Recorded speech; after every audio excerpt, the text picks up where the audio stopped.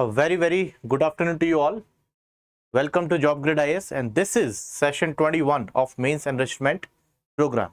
And we are discussing the section of Indian art and culture, the mains examination previous year question that are being used and asked by the UPSC Civil Services mains examination. So, without wasting any time, we'll coming on the question. But before let me brief you that I hope you all are doing well in your preparations. Again and again, I'm repeating since last 21 or 25 days that what you need to do, you need to be very clear about your resources now, about your techniques of revision. And I've already given you a plan, what you should do before 40 days of your mains examination, what you should do before 15 days of your examination, right? So when only 15 days will be remaining for your examination, I'll come up with a master plan, the kind of keywords, the kind of techniques that will be very helpful for your mains examination, right? Why before 15 days? Because it will be afresh for you. It will be afresh for you, right? So without wasting any time, let us discuss the question of the day. The ancient civilization in the Indian subcontinent differed from those of Egypt, Mesopotamia, Greece in that its cultural tradition have been preserved without a breakdown to the present day. And this question was asked in Civil Services Mains 2015. So that time this question was marked by 12.5 marks and the word limit was 200 words. So what we will try, by the way, this question is neither tough, this question is nor easy, but this is a very beautiful question. This question is not just for the UPSC aspirants. This question is for all. It's an open question for all who have even nothing to do with the competitive exams, right? This is a very beautiful question. Probably one of the most beautiful questions that I have ever seen in the history of UPSC as far as art and culture is concerned, because whenever you are narrating the context and the contents of this question, you will come to know that you belong from such a great nation. You belong from such a great nation. Why? Because you consider the question first, the ancient Indian civilization. Which civilization? The ancient Indian civilization. It is neither the present civilization nor the medieval civilization. It is the ancient Indian civilization in the Indian subcontinent, which means first of all, let me clear you people are preparing for the civil services mains. You have already cleared the prelims. Somebody have cleared the prelims for the first time, somebody has cleared his prelims multiple times. You are writing the mains examination this year. You must know the meaning of Indian subcontinent. If somebody doesn't know even now, so let me explain you the meaning of Indian subcontinent. Indian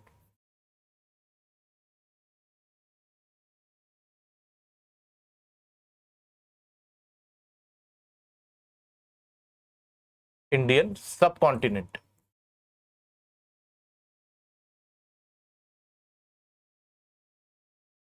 So there are certain land masses, certain countries that covers a sum of geographical area, and this cumulative area is known as the Indian subcontinent. So let me show you the name of the countries. It is first of all India.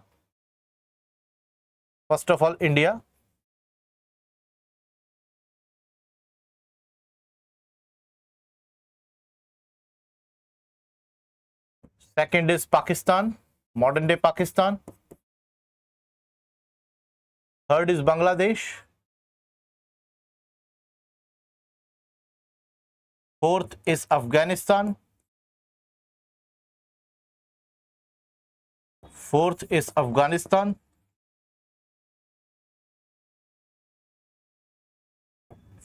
is Nepal. And sixth is Bhutan. Sixth one is Bhutan.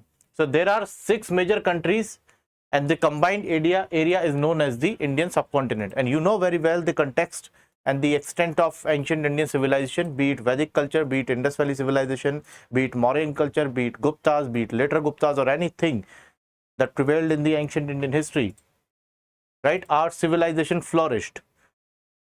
Our civilization flourished. For example, the Gupta era is known as the golden age of Indian civilization or the Indian art and culture.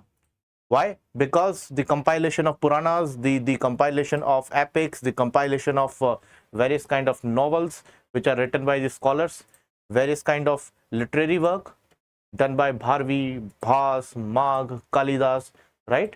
Prominent books, prominent epics, prominent Puranas were compiled in the Gupta era, right? And we will compare them. We will compare them with the civilizations of Egypt, Mesopotamia, and Greece. Right? For example, take the example of Mauryan Empire, right? The development of Shaivism, the development of Buddhism, right? The propagation of Buddhism took place from onwards the Kaling War, which was fought by Ashoka, right? So these are the things that led to the spread of Indian civilization. And on the other hand, when you consider the ancient civilization of Mesopotamia, Egypt, and Greece, their culture at present time, especially their ancient culture, at many points has been completely extinct. Completely extinct. Let me give you an example of languages or the linguistics. The first example is Sanskrit. Sanskrit is the mother of all languages, as we say. And it is the language of Vedas. Vedas were originally written in Sanskrit language. Be it any mantra, be it any sukta, be it any chand, they all were written in Sanskrit language, right? And Sanskrit is still prevailing in this country. Most of the Hindu rituals are being done in Sanskrit language, right? Most of the Hindu rituals are being done in Sanskrit language. Okay, but take the example of Latin language, right? Latin language. Take the example of the language of ancient Egypt, ancient Greece, ancient Mesopotamia. That does not even exist, right? When you visit Egypt, it's a completely different country today. It has now converted into a fully Islamic country. The ancient Egypt was a worshipper of Apollo. Apollo means sun. Apollo means sun. And you will hardly find any man or any women or any other folk who is worshipping the sun, which was formerly known as Apollo in their ancient culture. Now, Egyptian people during their ancient time constructed pyramids. And whenever you see the pyramids, they are the masterpiece of architecture. Not even in the history of Egypt, but in the entire human history. Can they construct the kind of pyramids now? No. But whenever you see the temple architecture of India, well, I'm not comparing the civil engineering behind the pyramids and the civil engineering of these temples. I'm not comparing. But the temple architecture is still prevailing in this country, right? Best example is Ram Mandir, Ram temple in Ayodhya, right? So we used the same ancient technique, because that technique, that technology, that engineering is coming to us from generation to generation, because we are able to preserve our culture. But can you construct pyramid? Can you construct still with the best of the technologies, can you even design a pyramid?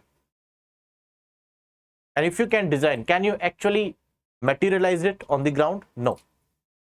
So that kind of knowledge which was propagated from generation to generation was done in a better manner in the Indian civilization when we compare to our Egyptian, Greek, and Mesopotamian counterparts.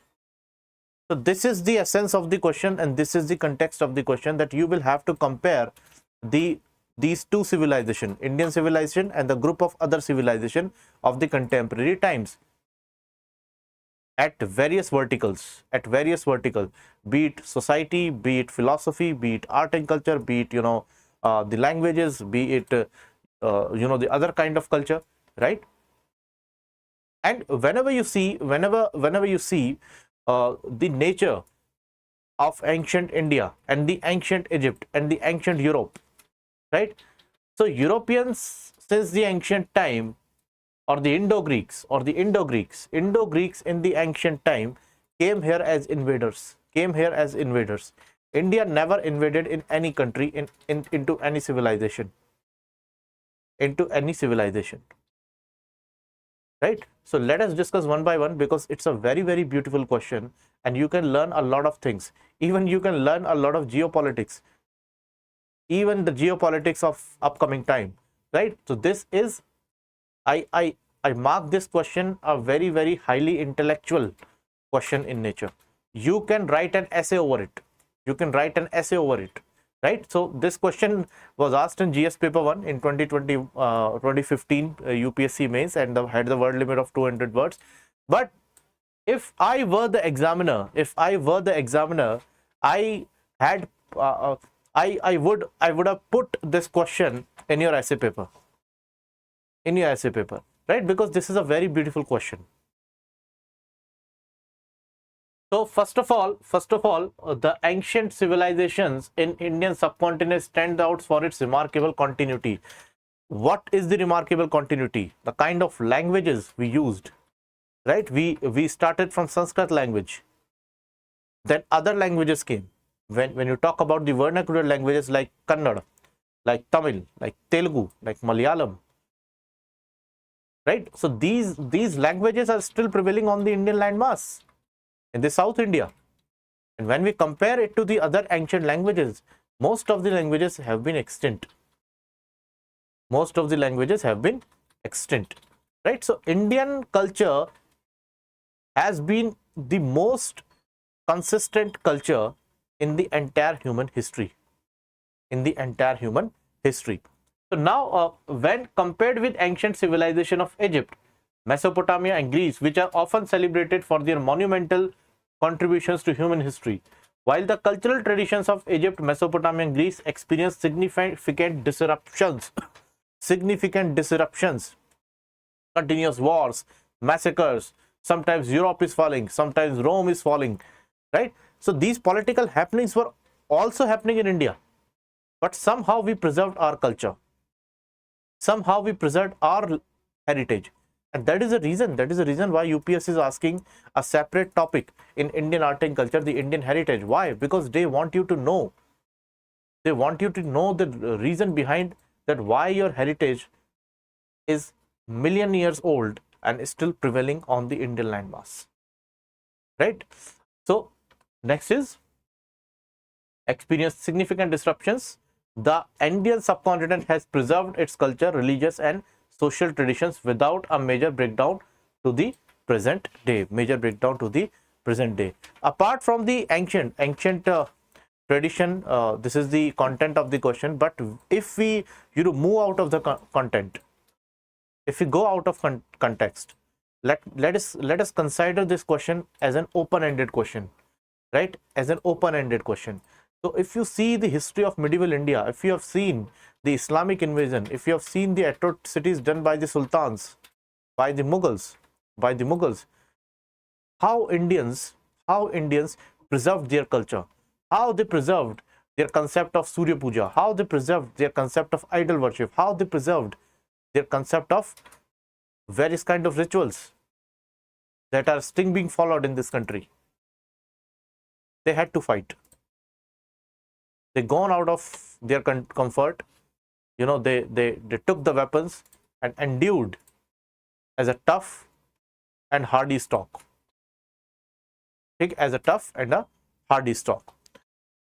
So, for example, the concept of Swaraj, which was given by the Marathas, right? So it was not just a political ideology, but as well as it was also an ideology to preserve the cultural heritage of India that was prevailing since the ancient times, right? So you need to think openly over this question.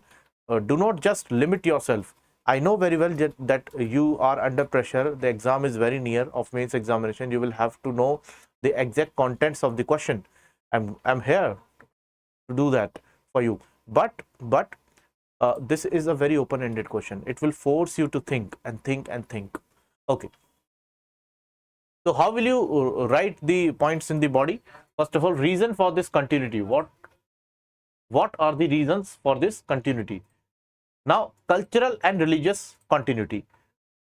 The ancient Indian civilization, particularly the Indus Valley civilization and the subsequent Vedic period, laid the foundation for a cultural and religious tradition that has endured for millennia. As I explained you earlier, the ancient Indian civilization, particularly the Indus Valley civilization.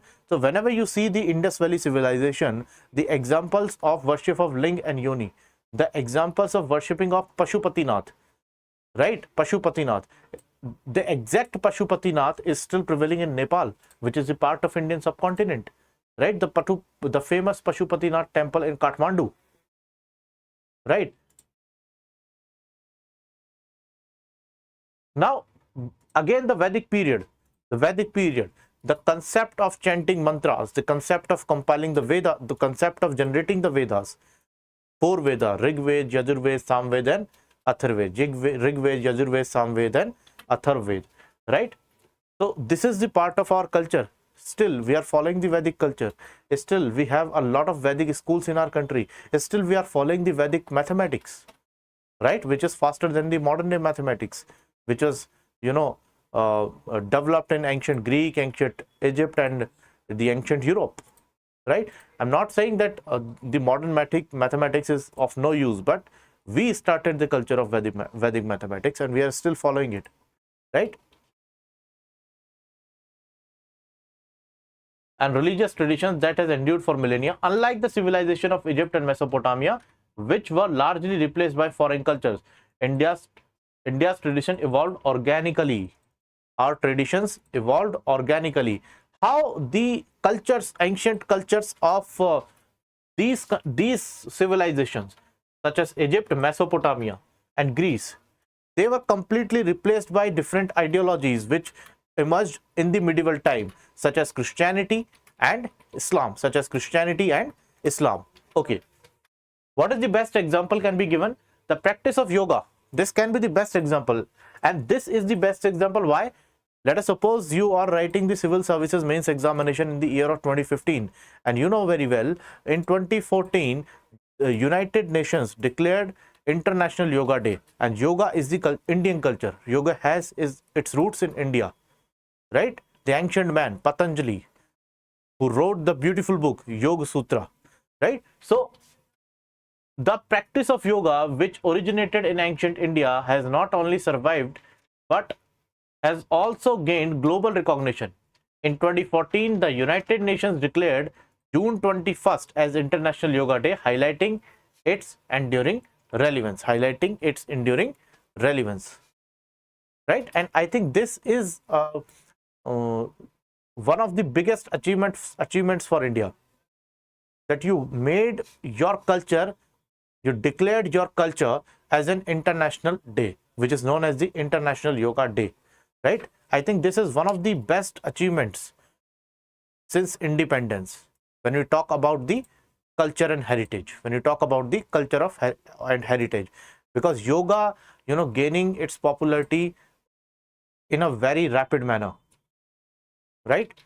People are celebrating Halloween, people are celebrating a different kind of cultural things, but yoga is something which can revolutionize your life, and that was accepted and certified by the United Nations in 2014.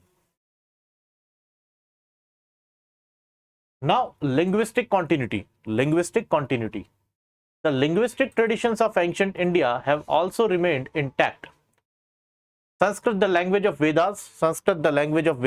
I have given you the example. It was the language of Vedas. It is one of the first languages used by the mankind, mother of all languages. All the languages are originated from the Sanskrit language. Best example is Sam Veda. Let me give you an example. Samveda. The word is Sam, and the English word is song.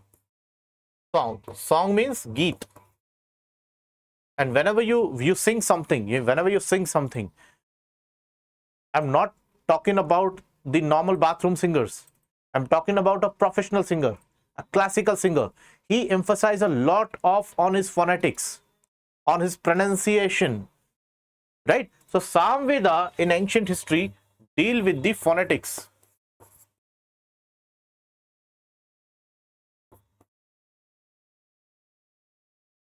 Deals with the phonetics, right? So the linguistic traditions of ancient India have also remained intact. Sanskrit, the language of Vedas, is still studied and revered in India. Sanskrit is still studied, right? It's still there in the curriculum of schools, primary level or upper primary level. Even there are a lot of researchers of Sanskrit language also. Even the best example is the civil services. People clear and get a rank into the civil services examination, even with an option like Sanskrit. How can you forget this language? Right? So this is the best example. This is the best example. Unlike the ancient languages of Egypt, such as hieroglyphics, and Mesopotamia, cuneiform, which became extinct. Sanskrit has influenced modern Indian languages such as Hindi, Bengali, and Marathi. Even after Sanskrit, the second language which was evolved, I think it was Telugu or Tamil, right? Tamil or Telugu, and then Kannada, Malayalam, and then it gave rise to the languages like Hindi, Marathi, Bangla, and other languages, right? Example, the Indian government has promoted Sanskrit through initiatives like the Sanskrit Week celebrated in schools and universities. I have given you the example earlier. Sanskrit is the language which is still to be taught in schools at primary level and upper primary levels. Next is social structure and traditions. So whenever we talk about our social structures and whenever we compare it with the social structure of Greece, Mesopotamia, and Egypt, there is a huge difference. First of all, let us discuss the Indian society from Indus. And please, one thing that is still coming to my mind, there are a lot of aspirants whenever I take this question in my paid classes, when I discuss this question in the paid classes, they always say, sir, how can we write so long? Because Indian culture is vast. How will we get the material? My clear message is very clear to you. You are writing the mains examination. You've already cleared the prelims examination. Somebody have just crossed the cutoff. Somebody may have dominated the prelims with 100+ marks. You have a lot of study material. From Indus Valley civilization to the Indian independence, you have a lot of software, a lot of data in your mind. Use it. You have a lot of data in your mind. Use it. But use it properly, because the question is being asked in the context of ancient Indian tradition. So whenever you are putting the point, whenever you are designing the body of the question, whenever you are putting the points, sub-points, and other things, it should be under the context of ancient Indian history, right? You cannot even mention even a single word of medieval Indian history. You will get penalized, right? So read the question carefully and then answer. And don't think that you don't know anything, because you have studied from Indus Valley civilization to even the post-Indian independence. You must be studying now. Now, social structure and traditions. The ancient Indian social structure, including the caste system and the joint family system. Whenever you see the ancient Indian history, especially in Vedic culture, the concept of Varna system is there. So there were four Varnas. Whenever you see the Vedic system, there were four Varnas: Brahmin, Vaishya,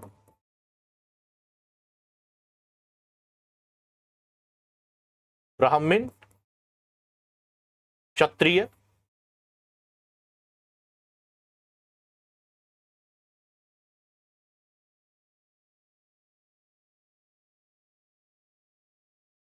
Vaishya and Shudra. So now, first of all, in later Vedic period, these varnas were changed into the caste. However, some of the historians tells a lot of differences between varna and caste. Some of the historians says varna means colors, and caste is a different thing. But most of the ancient Indian history texts indicate that this varna system, evolved into a caste system, and when it became very rigid. Now the caste system in India is very rigid, and it has its own drawbacks, right? But its roots can be traced in the Vedic culture. Its roots can be traced in the Rig Vedic culture, and this culture is still continuing since the ancient time. So somehow we have preserved this culture also from ancient time to modern times, right? The joint family culture in Rig Vedic era,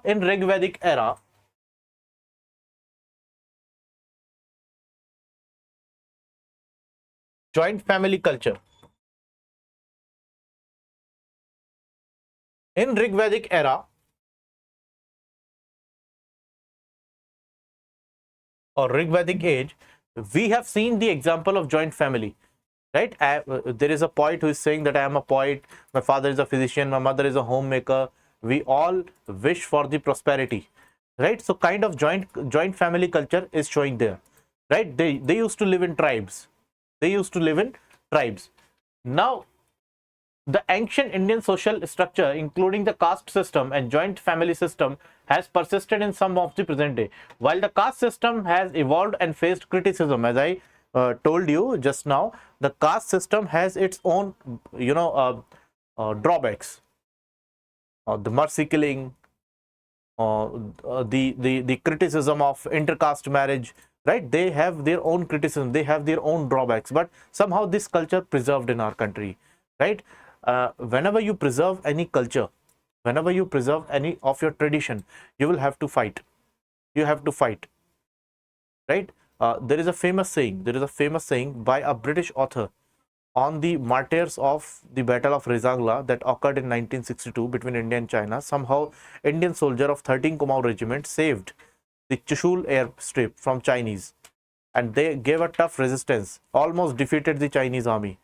And there was a huge difference of numbers. Indian soldiers were completely outgunned and completely outnumbered by the Chinese troops. They were 3,000 around, and Indian soldiers were just 120 soldiers of Kumaon Regiment. But they completely repulsed them. However, only 14 soldiers survived in that battle. So a famous British author said, for sooner or later, death strikes one day. But how can a man die better after facing fearful odds? For the ashes of his fathers and temple of his gods. And that word, temple of his gods, reflects the culture, right? The ancient people, why they took the weapons? It was not all political, right? It was not all political. Yes, political and reasons are one of the bigger aspect behind the wars, but culture is also a part of it. Why many of the cultures has been extinct now? Because they were completely vanished by the invaders, right? So culture matters a lot. So while the caste system, its roots can be traced back to the Vedic period. Can I see the comments? Okay. एक minute करें. Okay. Namaste. Sometimes I am very astonished by the students who are coming live, right? What is the best example is the joint family system, which was prevalent in ancient India and is still practiced in rural areas and among the traditional families. So whenever we talk about 20 years ago or 25 years ago, most of the families were the joint families. Now there is a culture of nuclear families still prevailing in the India, but still you can trace the joint family system at present, right? Which is a beautiful gift given by the Vedic culture. Next is philosophical intellectual continuity. Ancient Indian philosophy, very well, the ancient Indian philosophy. The entire world today is studying the Indian philosophy, the philosophy of Vedanta, the philosophy of Jainism, the philosophy of Buddhism, the philosophy of Sanatan culture. Right? Vedanta is a part of Sanatan culture. Vedanta is a very beautiful philosophy. Sankhya philosophy. Right? The philosophy of Dvait, Advait, Shuddha Advait, Vishishta Advait. Right? Which was given by Nimbakacharya, Madhvacharya, Shankaracharya. The whole world is which used to be materialistic, is now studying the Indian philosophy, right? Because this philosophy we have saved since the ancient time, right? Since the ancient time. So best example is Vedic philosophy. From 1500 BC, from 1500 BC to 600 BC, to 600 BC, 1500 BC to 600 BC. Now, philosophical and intellectual continuity. What is intellectualism? Whenever you pursue, whenever you read any kind of philosophy, whenever you imbibe certain qualities of any philosophy, you become an intellectual of that philosophy. Let us suppose you have studied Vedanta very well. So you will talk about reality.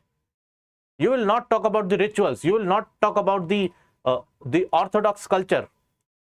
You will talk about the reality.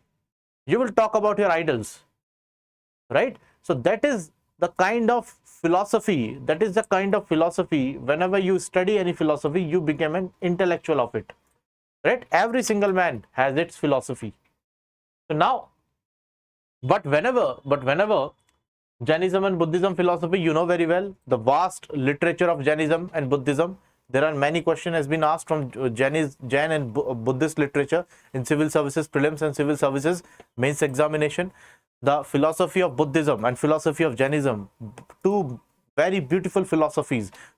Philosophy of Buddhism, what it is saying? It is saying that we do not believe in the concept of Atman and we disregard the authority of Vedas. And that was, that was possible in India because our civilization, our culture, our civilization, our culture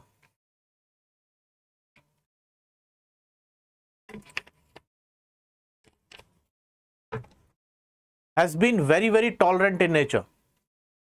Somebody is studying Vedanta, somebody is studying Vedas. On the other hand, followers of Buddhism and propagators of Buddhism are saying that we disregard the authority of Vedas because of certain reasons. And people who are studying the Vedas, they are okay with it. Yes, there are criticisms, but there are all constructive criticisms, right? Next is the philosophy of Buddhism, which is saying that we do not believe in the concept of Atma.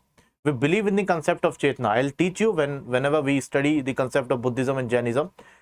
Next is the philosophy of Jainism, which says we believe in the concept of rebirth as well as we believe in the concept of Atman, but we do not accept the authority of Vedas, right? So different philosophies evolved in India and flourished together. On the other hand, whenever you see the philosophical traditions of Greece and other civilizations such as Mesopotamian civilization and this Egyptian civilization, they were different. They were completely different, right? These philosophies, these ancient philosophies are not even present today. They are not even very dominant, right? Their philosophy is completely, a business mind philosophy. They always talk about the profits. But while the Indian philosophy has a different vertical, they have a different kind of aura, you can say. That is the reason why a lot of people are interested to study the Indian philosophy, even at the present time. So, at the end of the day, how will you conclude the topic? There are many aspects. Architectural aspect, right? Architectural aspect. The aspects of, the belligerence. India never invaded in any of the country. India always faced the invasions. Right? I'll brief you. I'll brief you a lot of learnings from this topic. A lot of learnings from this topic in my own language. Conclusion. So, ancient Indian civilization for the Indian subcontinent stands apart from those of Egypt, Mesopotamia, and Greece due to its unparalleled continuity. This continuity is evident in India's cultural, religious, linguistic, and philosophical traditions, which have been preserved and adapted over thousands of years. This is, the let us consider the points. Continuity. The keyword is continuity. The keyword is continuity is evident from India's culture, religious, linguistic, and philosophical tradition. I didn't mention the architectural point because I didn't mention in the body of the answer. I mentioned all the points of body in the conclusion so that I can satisfy, I can justify my answer. This is how you write a conclusion. I've told you many times, right? So this was the question of the day. Now what can you learn? What can you learn? What can you learn from this question? When we talk about the belligerents, when we talk about the invasions, we have been always a tolerant nation. We had the greatest civilization in the world. We had a lot of art and culture. We had the strong rulers like Ashoka, like Rana Pratap, like Chandragupta, like Vikramaditya. We had a lot of strong rulers. But over the period of time, our culture flourished, but somehow we became very moral. It is very good to be moral. It is very good to be moral. But whenever you read the history, you will find a very major point that power was not with us. Right? From 712 AD, from AD 712, right, to AD 1191, the Battle of Tarain,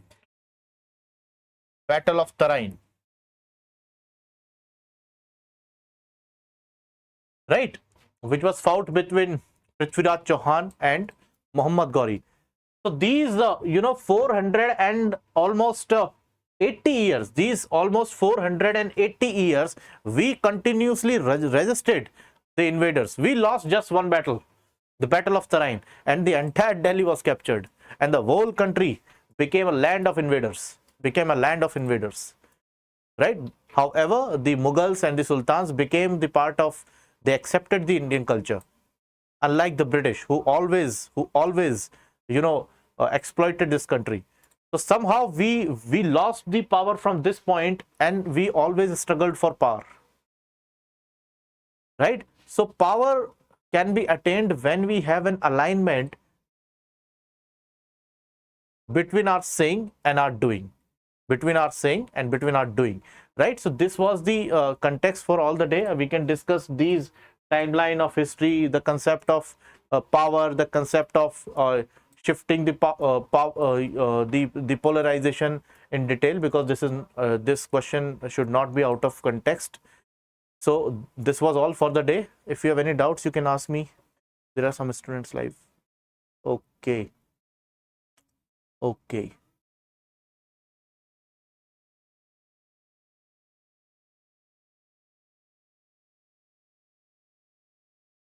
So no doubts. So we'll meet again tomorrow with a new question of art and culture. Okay, so thanks for your contribution, and if you have any if you have any doubts, you can subscribe the JobGrid IS channel. You can download the app, and you can subscribe the Ignite Foundation batch of 2026. Right? Things are going in detail in that batch.